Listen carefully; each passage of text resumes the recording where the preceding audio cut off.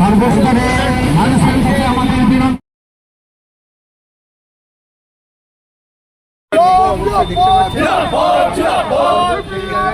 কি বলবেন আজকে প্রার্থীর তালিকার নাম ঘোষণা হয়েছে সিপিআইএম এর, আপনি প্রার্থী হয়েছেন, এখন যেটা দেখা যাচ্ছে আপনি প্রচারও করছেন, কি বলবেন একদম নাম ঘোষণা হওয়ার পর থেকে?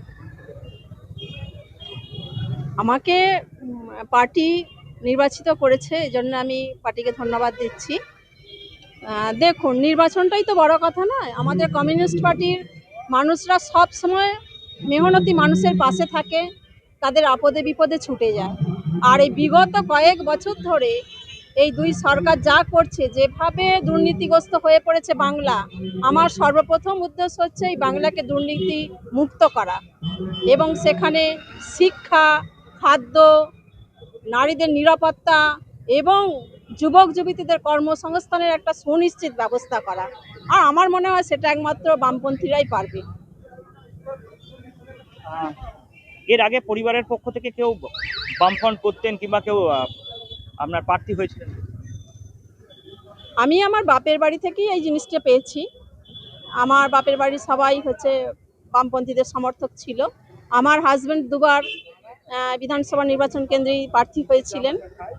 আমি 11 সালে এবং 16 সালে। আমি নিজে পৌরসভায় 23 সালে প্রার্থী হয়েছি আরামবাগে। আর এখন আমাকে আমার পার্টি নির্বাচন করেছে প্রার্থী হওয়ার জন্য। আপনার স্বামী যখন প্রার্থী হয়েছিল আর এখন তফাৎ? তখন মানুষ এক বুঝেছিল, ভেবেছিল ভালো কিছু হবে, এর থেকেও ভালো কিছু হবে। তারা অবুঝের মতো কাজ করে এই সরকারকে এনেছে, কিন্তু এখন মানুষ পুরোপুরি বুঝতে পারছে যে তারা কতটা ভুল করেছে। এখন মানুষ চাইছে এই পার্টিকে সরিয়ে, এই সরকারকে সরিয়ে একটা নতুন সরকার গঠন করতে। আর সেটা অবশ্যই বামপন্থীর পক্ষ থেকে হবে সেই সরকার গঠন। আর সেই সরকার গঠন করে সবাই চাইছে একটা স্বচ্ছ দুর্নীতিগ্রস্ত একটা বাংলা তৈরি করতে, যেখানে বেকারদের কর্মসংস্থান হবে নিশ্চিত, শিক্ষা হবে সুন্দরভাবে, মানে একদম কি বলবো, সাবলীলভাবে আমাদের বাংলা চলবে। আপনারাও চাইছেন পরিবর্তন, বিজেপিও চাইছে পরিবর্তন, সেই জন্য পরিবর্তন সংকল্প যাত্রা বিজেপি অনুষ্ঠিত করেছে। বিজেপি বলছে আমরা এই রাজ্যে ক্ষমতায় আসবো, কি বলবো? বিজেপি আসতে পারবে না এই রাজ্যে। ওরা মানুষের সঙ্গে থাকে কোথায়? আমরা তো দেখলাম যে আমাদের যে এমপি আছেন বিজেপি, তাকে তো আমি কোনোদিন চোখেই দেখিনি, মানুষের জনগণও দেখেনি। আরামবাগে? হ্যাঁ, আরামবাগে তো বিজেপির এমপি নেই। এমপি না, এমএলএ, সরি, হ্যাঁ হ্যাঁ, মধুসূদন বাগ। হ্যাঁ, ওনাকে তো দেখাই যাচ্ছে না, সরি। সেই কারণেই কি তৃণমূল বিভিন্ন জায়গায় এমএলএ নিখোঁজ পোস্টার দিয়েছিল? হ্যাঁ, অবশ্যই। তৃণমূল কি কারণে দিয়েছে জানি না, সবাই বুঝতে পারছে তৃণমূল সাধারণ জনসাধারণ, শুধু তৃণমূল কেন, সাধারণ জনসাধারণ আগে বুঝছে। সেই জন্যই কি বিজেপি আজকে আজকে আপনার তালিকা ঘোষণা করেছে, সেখানে কিন্তু আরামবাগের বিধায়কের নাম নেই, নতুন একটা মুখ। ও, তা তো আমি জানি না। আমি এখনো বিজেপি যে তালিকা ঘোষণা করেছে আমি দেখিনি। এবার ওনারা কি মনে করেছেন, কেন বাদ দিয়েছেন, সেটা তো আমি বলতে পারবো না।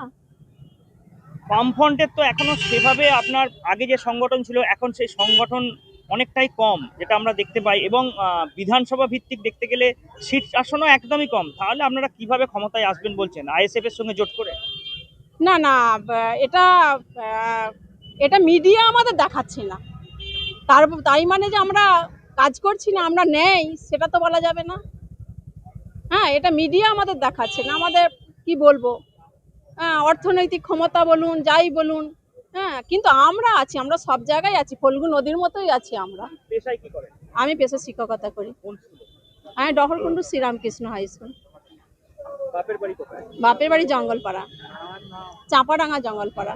শ্বশুর বাড়ি? শ্বশুর বাড়ি তালা, নামিন না, তালায় বাড়ি, তালা গ্রামে আমার।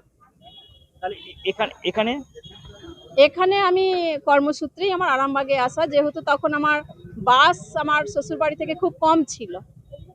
হ্যাঁ, বাসে যাতায়াত করা আমার পক্ষে অসম্ভব হয়ে পড়েছিল, তাই আমাকে আরামবাগে থাকতে হয়েছিল। কত সাল থেকে আরামবাগে আছেন? আমি আছি 2000 সাল থেকে। এখানেরই ভোটার কার্ড সবই এখানে? হ্যাঁ ভোটার কার্ড, আধার কার্ড? হ্যাঁ, সবই এখানে। কোন সাবজেক্টের শিক্ষক? আমি ইংলিশের। আপনার নামটা কি? বিথিকা পণ্ডিত। হাজবেন্ডের নাম কি? অসিত কুমার মালিক। আমাদের বন্ধুর মনোনীত সিপিআইএম প্রার্থী স্বনামধন্য ইংরেজি বিভাগের নিউনুর সোফা সেন্টার। এখানে সমস্ত রকম সোফা পাইকারি ও রিটেলে বিক্রয় করা হয়। সমস্ত সোফা নিজস্ব কারখানায় তৈরি করা হয়। প্রোপাইটার হানিফ হোসেন খাঁ ও রুহুল হোসেন খাঁ, বড়ডোঙ্গল হাটতলা সিনেমা হলের সন্নিকটে, হুগলি। যোগাযোগ 7797170093 এবং 9382003105।